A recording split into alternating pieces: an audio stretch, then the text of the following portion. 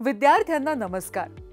Electrician ट्रेडच्या या सत्रात तुम्हाला बॅटरी चार्जर आणि इन्व्हर्टरचे सर्किट एकत्र कसे करायचे हे शिकवले जाईल. या अभ्यासाच्या शेवटी तुम्ही त्याचा वापर करू शकाल. स्पेसिफिकेशन नुसार सर्किट डायग्राम काढण्यास, PCB वर वायर्ड बॅटरी चार्जिंग सर्किट एकत्र करण्यास, PCB वर वायर्ड सर्किटची चाचणी करण्यास, दिलेल्या तपशिलासाठी इन्व्हर्टर तयार करण्यास, इन्व्हर्टरसाठी लोड टेस्ट करण्यास. बॅटरी चार्जर आणि इन्व्हर्टरच्या सर्किट्स असेंबलिंगसाठी आवश्यक असलेली साधने आणि उपकरणे पाहूया. Trainees tool kit 1 set. Soldering iron 35 what 250 volt 1. Desoldering gun 65 watt 250 volt 1. Star screw driver set 1. Ammeter 0 ते 10 अँपिअर MC 1. वोल्ट मीटर 0 ते 50 volt MC 1. Digital multimeter 31 by 2 digits 1.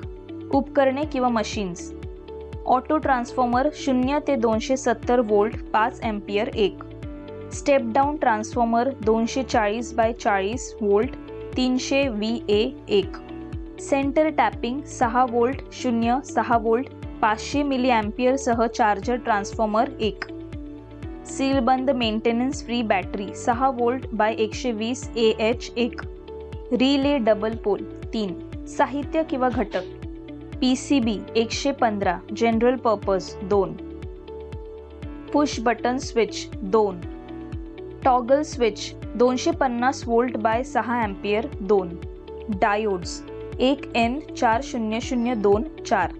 Bridge 1N112 साठी diode 4. Capacitor 250 microfarad by 12 volt 1. Resistors 10 ohm 1 watt 1.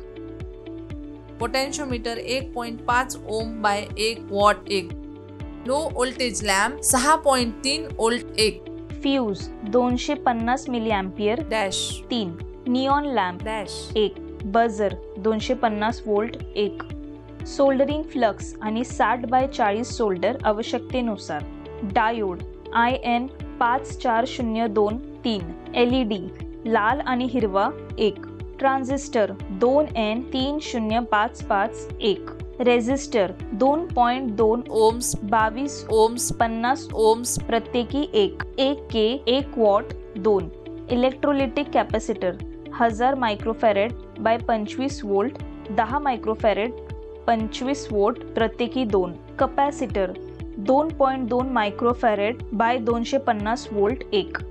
Relay NC किंवा NO 6 volt 1.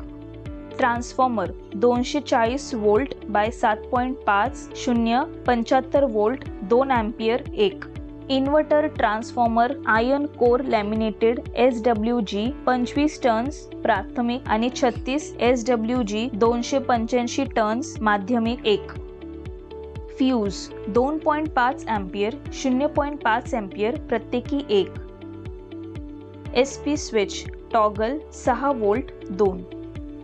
Battery charger आणि इन्व्हर्टरसाठी circuit assembly करण्याच्या तयारीवर एक नजर टाकूया. या अभ्यासात आपले पहिले कार्य म्हणजे बॅटरी चार्जिंग सर्किट एकत्र करणे.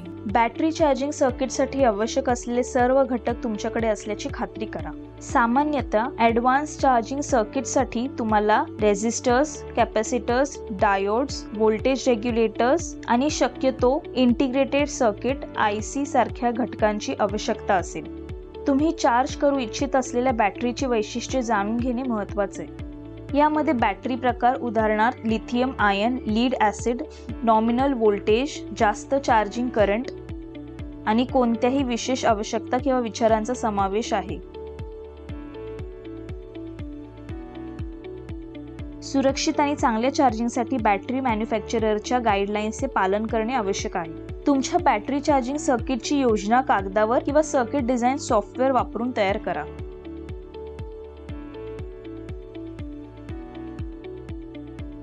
तुम्ही वापरू इच्छित असलेल्या चार्जिंग पद्धतीचा विचार करा, जसं की स्थिर व्होल्टेज किंवा स्थिर प्रवाह. त्यानुसार टोपोलॉजी निवडा. योग्य PCB, वायर्ड PCB आणि इतर घटक निवडा.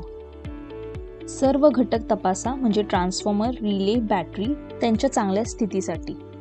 PCBवर ट्रान्सफॉर्मर, रिले आणि इतर घटक तयार करा. Charger transformer X1 auto transformer X2 शी कनेक्ट करा. चार्जर ट्रान्सफॉर्मर X1 च्या दुय्यम भागाला फुल वेव्ह ब्रिज रेक्टिफायरशी जोडा, जो बॅटरीला ॲमीटर, व्होल्टमीटर आणि पोटेन्शिओमीटर रेक्टिफाईड व्होल्टेज पुरवतो.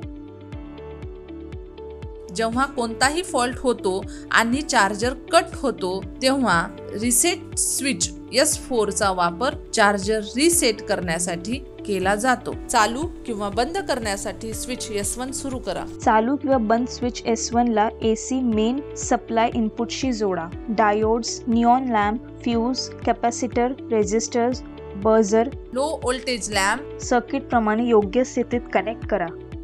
सर्व PCB कनेक्शन व्यवस्थितपणे सोल्डर करा आणि कोणतेही शॉर्ट सर्किट न करता PCB स्वच्छ करा. बॅटरी चार्ज करण्यापूर्वी ऑटो ट्रान्सफर X2 0 स्तरावर सेट करा.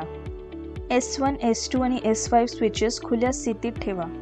बॅटरीला चार्जर आउटपुट टर्मिनलशी कनेक्ट करा. बॅटरीच्या पॉझिटिव्ह पोलला पॉझिटिव्ह टर्मिनल आणि बॅटरीच्या नेगेटिव्ह पोलला नेगेटिव्ह टर्मिनल आणि S3 स्विच बंद करा. डायोड D9 द्वारे जोडलेले व्होल्टमीटर मधील रीडिंग तपासा आणि S3 स्विच करा. ऑटो ट्रान्सफॉर्मर X2 ची 0 स्थिती ठेवून मेन चालू किंवा बंद स्विच S1 बंद करा आणि निऑन लॅम्प N1 आणि लॅम्प L1 ऑन इंडिकेट करेल. ऑटो ट्रान्सफॉर्मरची सेटिंग 0 स्थितीपासून हळूहळू बदला जोपर्यंत व्होल्टमीटरने बॅटरी चार्ज होण्याच्या व्होल्टेजच्या जवळ रीडिंग दाखवले जात नाही. चार्जिंग स्विच S2 चालू करा आणि ॲमीटरद्वारे आवश्यक चार्जिंग करंट 5 amps प्रदर्शित होईपर्यंत ऑटो ट्रान्सफॉर्मरमध्ये बदल करून व्होल्टेज वाढवा.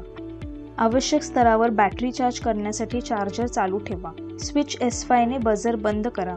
Error indicator neon lamp N2 आणि बझर चार्जर रिसेट होईपर्यंत चालू राहतो. जर प्रक्रिया पुन्हा चालू राहिली तरच रिसेट स्विच S4 दाबा. चार्जिंग पॅरामीटर्स हाताळण्यासाठी सर्किटचे घटक योग्य आकाराचे असल्याची खात्री करा. सुरक्षा वैशिष्ट्ये जसे की ओव्हरकरंट किंवा ओव्हर व्होल्टेज संरक्षण समाविष्ट असल्याची खात्री करा.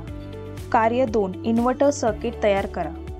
आपण इन्व्हर्टरसाठी पॉवर करू इच्छित असलेल्या प्रकाशाच्या ऊर्जेच्या वापराची गणना करा. हे तुम्हाला तुमच्या सर्किटसाठी योग्य घटक निवडण्यास मदत करेल. सर्किट डायग्राम ट्रेस करा. सर्किटचा प्रत्येक घटक ओळखा. सर्किट आकृतीनुसार PCBवर घटक सोल्डर करा. चार्जिंग सर्किटसह इन्व्हर्टर सर्किट बोर्ड मार्क करा. सर्किट आकृतीनुसार PCBवर घटक सोल्डर करा. डायोड्स आणि कॅपॅसिटरसाठी योग्य पोलॅरिटीचे निरीक्षण करण्याची काळजी घ्या. पॉवर ट्रान्झिस्टर हीट सिंकवर लावा आणि त्यांना PCBशी जोडा. फ्लोरोसेंट ट्यूब लाईट जोडल्यानंतर इमर्जन्सी लाईटची टेस्ट घ्या. सर्किट पॉवर अप करा आणि त्याची कार्यक्षमता तपासा. लाल आणि हिरवा दर्शविणारा LED योग्यरित्या कार्य करत आहे हे तपासा. आता ट्यूब लाईट काढून टाका आणि टर्मिनल मोकळे करा. मेनचे टर्मिनल्स पुरवठ्याशी जोडा आणि चालू करा. संबंधित LED चमकत आहे हे तपासा आणि आउटपुट व्होल्टेज मोजा. इन्व्हर्टर सर्किटला पुरवठ्यासह कनेक्ट करा. मेन AC पुरवठा खंडित करा आणि लोड कनेक्ट करून इन्व्हर्टरच्या आउटपुटची चाचणी घ्या आणि कार्यप्रदर्शन लक्षात घ्या. व्होल्टेज, करंट आणि वेव्हफॉर्म मोजण्यासाठी मल्टीमीटर आणि ऑसिलोस्कोप वापरा. इन्व्हर्टरचा बॅकअप वेळ तपासा आणि मॅन्युफॅक्चरर मॅन्युअलसह ते व्हेरीफाय करा. जास्त उष्णता किंवा असामान्य वर्तन यासारख्या कोणत्याही समस्या तपासा आणि त्यानुसार ट्रबलशूट करा. तुम्ही आतापर्यंत जे काही शिकला त्याचं रिकॅप करूया. विनिर्देशनानुसार सर्किट आकृती काढा. PCBवर वायर्ड बॅटरी चार्जिंग सर्किट एकत्र करा. PCBवर वायर्ड सर्किटची चाचणी करा. दिलेल्या तपशिलासाठी इन्व्हर्टर तयार करा. इन्व्हर्टरसाठी लोडची चाचणी करा. मला आशा आहे की बॅटरी चार्जर आणि इन्व्हर्टर सर्किट्स कसे एकत्र करायचे हे तुम्हा सर्वांना समजले असेल. पुढच्या सत्रात पुन्हा भेटूया. धन्यवाद विद्यार्थी. बाय.